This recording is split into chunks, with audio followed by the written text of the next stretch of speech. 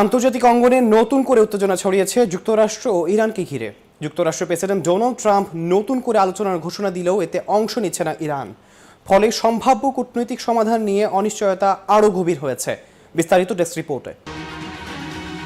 আন্তর্জাতিক অঙ্গনে নতুন করে উত্তেজনা ছড়িয়েছে যুক্তরাষ্ট্র ও ইরানকে ঘিরে।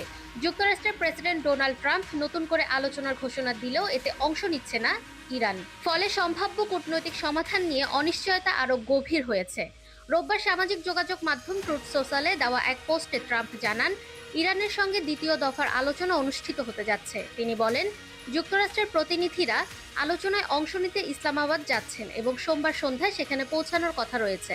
ট্রাম্প তার বার্তায় উল্লেখ করেন, যুক্তরাষ্ট্র একটি ন্যায্য ও যুক্তিসঙ্গত প্রস্তাব দিতে যাচ্ছে এবং তিনি আশা করছেন ইরান তা গ্রহণ করবে। তবে একই সঙ্গে তিনি কঠোর হুঁশিয়ারিও দেন। ট্রাম্প বলেন, ইরান যদি প্রস্তাব প্রত্যাখ্যান করে তাহলে যুক্তরাষ্ট্র তাদের গুরুত্বপূর্ণ অবকাঠামো, বিদ্যুৎ কেন্দ্র ও সেতু ধ্বংস করে দিতে পারে।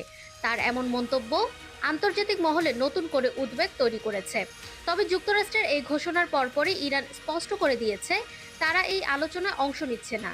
দেশটির রাষ্ট্রীয় সংবাদ মাধ্যম IRIB এক কর্মকর্তার বরাতে জানিয়েছে, বর্তমানে ইরান যুক্তরাষ্ট্রের পরবর্তী দফার আলোচনায় যোগ দেওয়ার কোনো পরিকল্পনা নেই।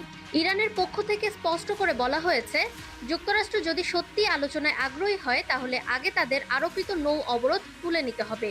এই শর্ত পূরণ না হলে কোনো আলোচনায় বসার প্রশ্নই ওঠে না বলে জানিয়েছে সংশ্লিষ্ট সূত্রগুলো। এদিকে উত্তেজনা আরও বাড়িয়ে দিয়েছে সাম্প্রতিক একটি ঘটনা। রোববার ইরানের একটি বাণিজ্যিক জাহাজ জব্দ করেছে যুক্তরাষ্ট্রের নৌবাহিনী। এই পদক্ষেপকে উস্কানিমূলক বলে মনে করছে তেহরান। দেশটির পক্ষ থেকে সতর্ক করা হয়েছে, এ ঘটনার পাল্টা জবাবও দেওয়া হবে। বিশ্লেষকরা বলছেন, এই পরিস্থিতিতে দুই দেশের মধ্যে কূটনৈতিক সমাধানের সম্ভাবনা ক্রমেই ক্ষীণ হয়ে আসছে। একদিকে যুক্তরাষ্ট্রের কঠোর অবস্থান, অন্যদিকে ইরানের শর্ত সাপেক্ষ মনোভাব, সব মিলিয়ে পরিস্থিতির জটিল আকার ধারণ করেছে। বর্তমান প্রেক্ষাপটে মধ্যপ্রাচ্যে নতুন করে সংঘাতের আশঙ্কা উড়িয়ে দেওয়া যাচ্ছে না। বিশেষ করে নৌ অবরোধ, জাহাজ জব্দ এবং সামরিক হুমকির মতো ঘটনাগুলো পরিস্থিতিকে আরও অস্থিতিশীল করে তুলছে। যুক্তরাষ্ট্র ও ইরানের এই টানাপোড়েন এখন কোন দিকে মোড় নেয় সেটি দেখার বিষয়। আলোচনার পথ খুলবে নাকি সংঘাত আরও বাড়বে? ফাহমিদা বিনতে আনোয়ার, নিরপেক্ষ।